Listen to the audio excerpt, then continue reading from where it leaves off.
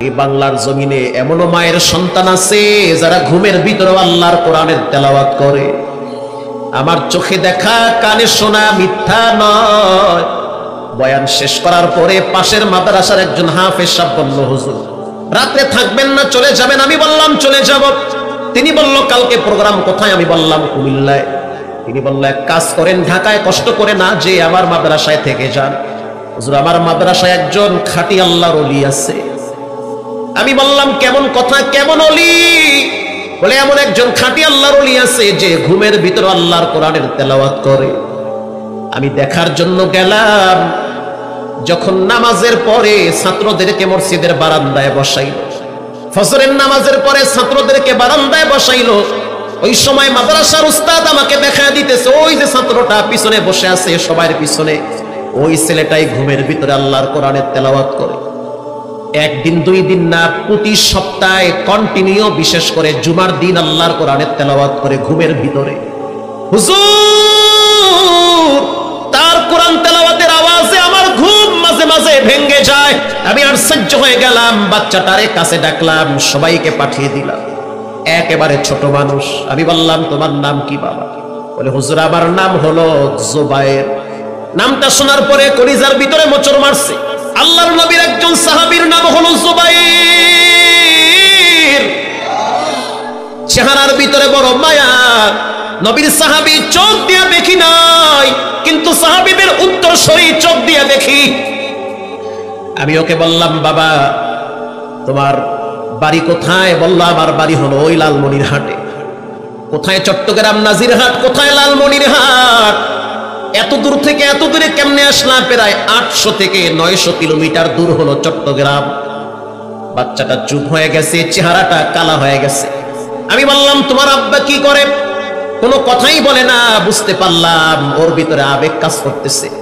কিছুক্ষণ পর দেখলাম জামার আস্তিন দিয়া চোখের পানি মুছতেছে। ছোট মানুষের কান্না দেখলে বড় মায়া লাগে।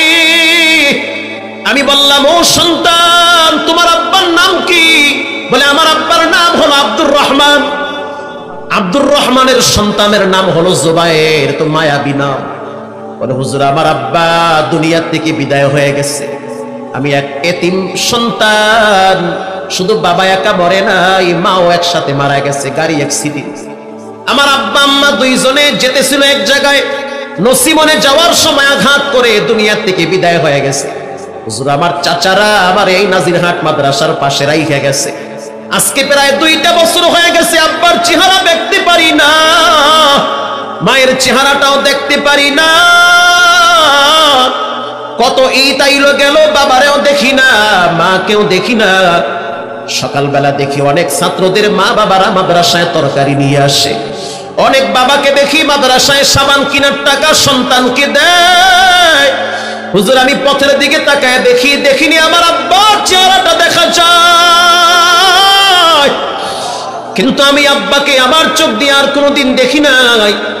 যেদিন নতুন কোরআন শরীফ নিয়েছি, সবক নিয়েছি, হুজুর মাদ্রাসার হুজুরদেরকে দেখছি অনেক ছাত্ররা মিষ্টি বিতরণ করেছে।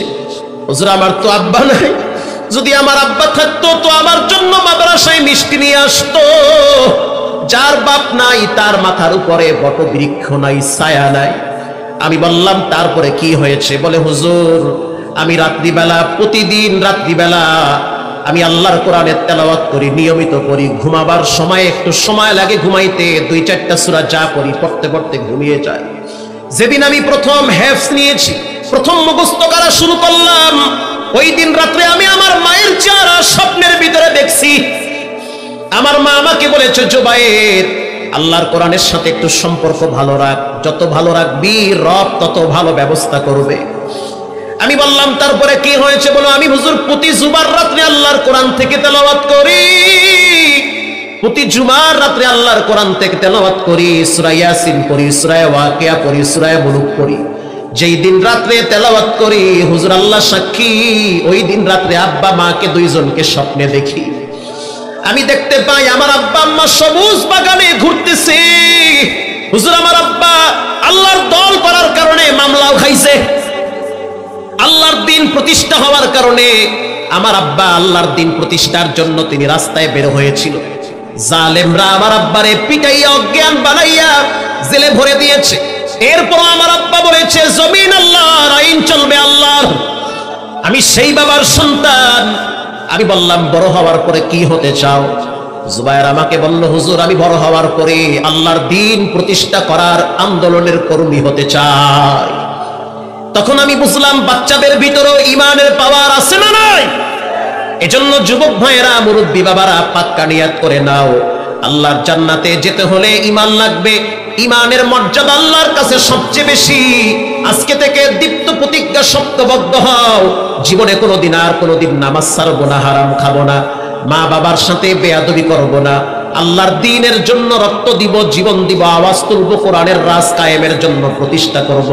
দিলটা যদি ভালো থাকে তওবার নিয়াইতে দুইটা হাত আল্লাহকে দেখায়া দাও।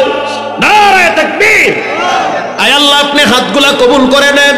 জীবনে একবার হজ্জে বাইতুল্লাহর মেহমান বানায় দেন, বলেন আমিন।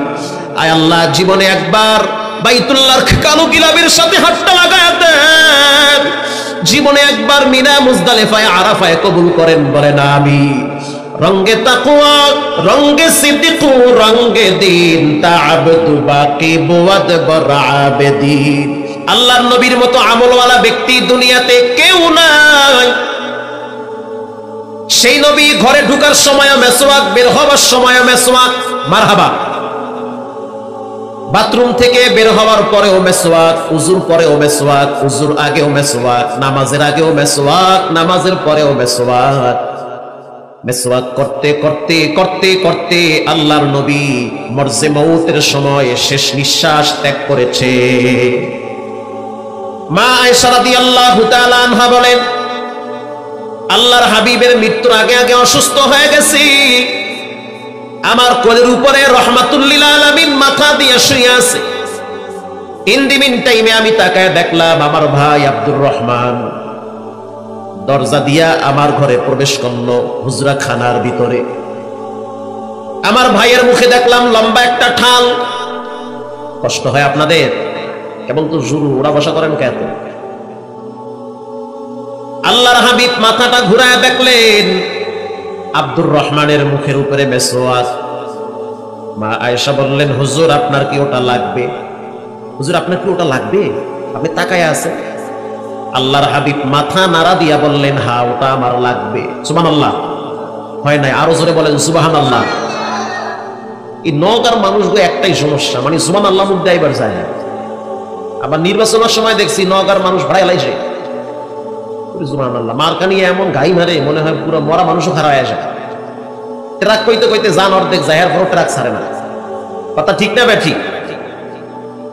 এত পাওয়ার বাড়ে কে আপনার?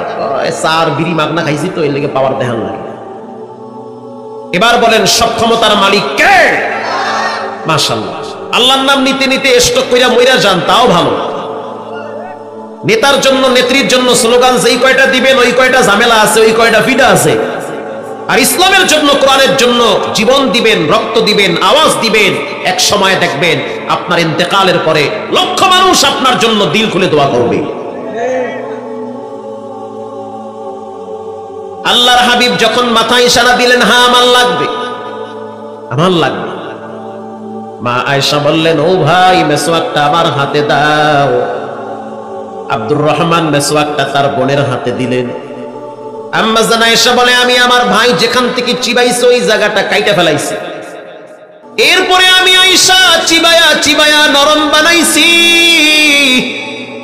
নরম বানানোর পর আমি বিশ্বনবীর মুখের ভিতরে আমি মেসওয়াকটারে ঢুকায়া দিছি। আল্লাহু আকবার। আল্লাহর নবীর এত আমলের ভিতরে গুরুত্বপূর্ণ একটি আমলের নাম হলো আসওয়াকা, মেসওয়াক। সুবহানাল্লাহ বলেন। এটা আমি সব ওয়াজে কই, কারণ অনেক বয়ান শুনেন যাওয়ার সময় মনে থাকে না। মেসওয়াক করবেন তো ইনশাআল্লাহ। মেসওয়াকের মর্যাদা বাড়ে রমজান মাসে। আর রমজান ছাড়া মেসওয়াক মানুষ উকি মাইরাও দেখে না। বর্তমান চিকিৎসাবিদরা বলে মানুষ যত বেশি ব্রাশ করবে তত স্বাস্থ্যের জন্য ক্ষতি হবে। কারণ যেই পেস্ট আপনি ব্রাশের সাথে লাগান, পেস্টের ভিতরে কেমিক্যাল জাতীয় পদার্থ আছে না নাই? আপনি যতই সুন্দর করে মুখ পরিষ্কার করেন না কেন, কেমিক্যাল আপনার ভিতরে কিছু না কিছু চলে যাবে। ওটা পেস্টের কিছু পাওয়ার ভিতরে যেতে যেতে এক সময় ক্যান্সার রূপ ধারণ করতে পারে। আপনি ব্রাশ পেস্ট ব্যবহার করবেন তবে কম, মেসওয়াক করবেন বেশি, ইনশাআল্লাহ বলেন।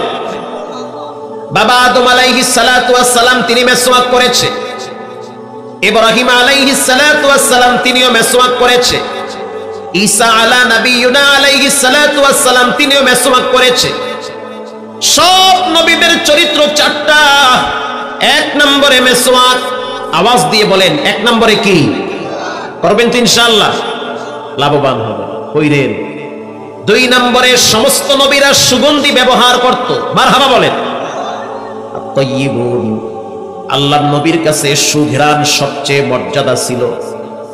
আমাদের শরীর ঘামাইলে গন্ধ বের হয়, আল্লাহর নবীর শরীর ঘামাইলে মেশকাম্বরের ঘ্রাণ বের হয়।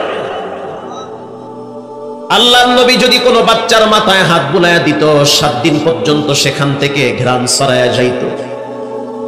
আল্লাহর নবীর মতো এত পরিচ্ছন্ন কোনো ব্যক্তি পৃথিবীতে আর কেউ ছিল না।